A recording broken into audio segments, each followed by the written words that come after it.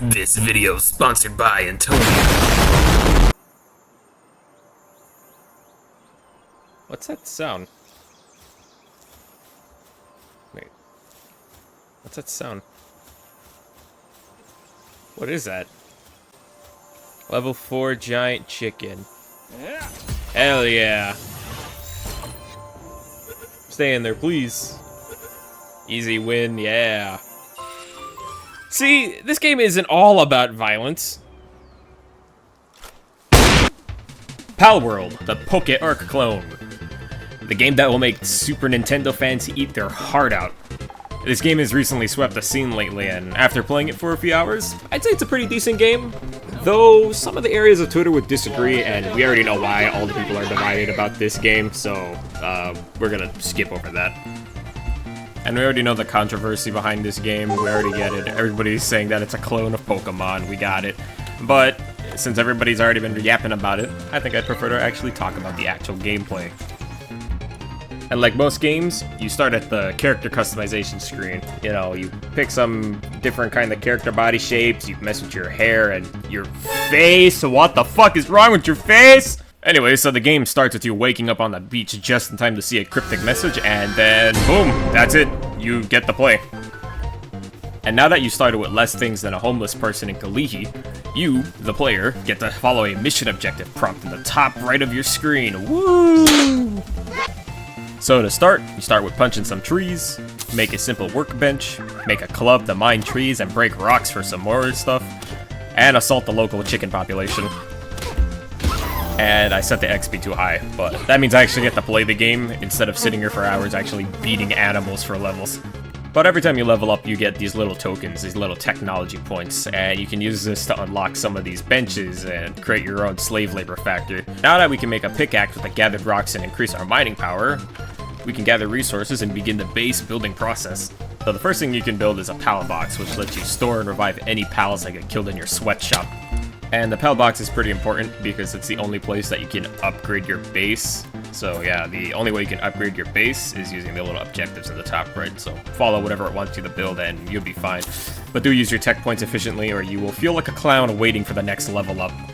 Now that your base is built, you need to get some workers that are willing to abandon the free life and become your personal workforce. And you can do that with a Palsphere? Yeah, Palsphere.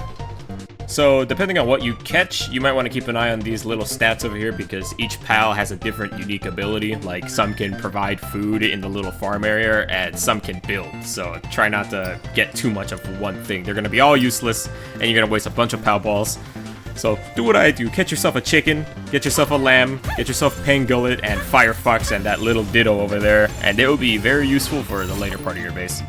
And a fair thing to note, the more pals you have on your base, the more beds you will need, since all of your little buddies have a sanity bar. Like, they can actually go crazy or just die. I haven't actually seen that sanity hit 0. You also might want defenses, because you can be raided by grunts in this game, and they got guns, and a lot of guns. So, yeah, try not to die. But all my pals really wipe the floor with these dudes, because I'm like level 30, so I'm fine, but maybe not you guys. You guys are gonna get jumped. The gameplay loop for base building doesn't get any more difficult outside of that. You know, you gather stuff, catch pals, level up, unlock new crafting benches, right? Well, while making sure they're happy, but that's optional.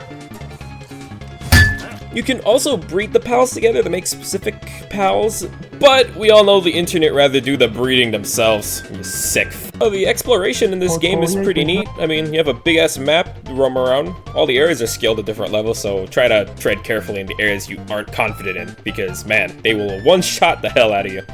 But do what I do. Bully the weak and use them as food sources. That's much easier. But if you get tired of picking on chickens and cats, you can progress to open areas where bosses roam around.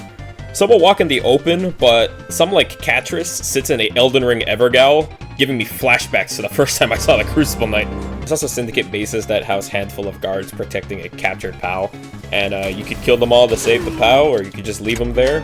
Honestly, up to you, because if it's like a POW you don't really need, I just walk away. You can also find caves in this open area. They're kind of like a dungeon, so make sure your equipment's ready and suitable for any encounters, because you can expect to run into some discount Team Rocket grunts, and they're usually hostile to everything on site, so hands on site with them. Resources are also found in these caves, like rocks and metals, but these caves provide a lot of sulfur, which is the most important thing here because you can use that to make ammo. So grab enough to concern the local ATF. After wandering around the cave like an old person who escaped the nursing home, you'll eventually find the boss, which is usually a giant version of a random pal.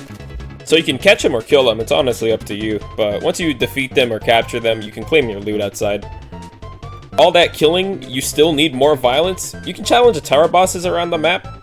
I haven't beaten a single one because I suck ass at this game and only have a musket. Otherwise, I'm pretty sure that's all the gameplay I know about in this game so far. Like, I just got the makeshift handgun, so I'm still working on my own progress. Otherwise, yeah, this is pretty much Palworld, your PokeARK clone that's gonna piss off everybody, including PETA. Like, I think they genuinely said they want vegan options in the game, which is really funny. I'm pretty sure PETA kills a lot of animals too, so you'd think they'd be fine with this game. But to be fair, in all honesty, it's just a game, everybody. It's just a bunch of little code running around on the screen. Now, I mean, if you're playing with someone and, you know, they're hanging up all the animals to the ceiling and beating them with a fire stick, maybe it's time to check your life and realize you're hanging out with some crazy-ass people. Otherwise, 10 out of 10.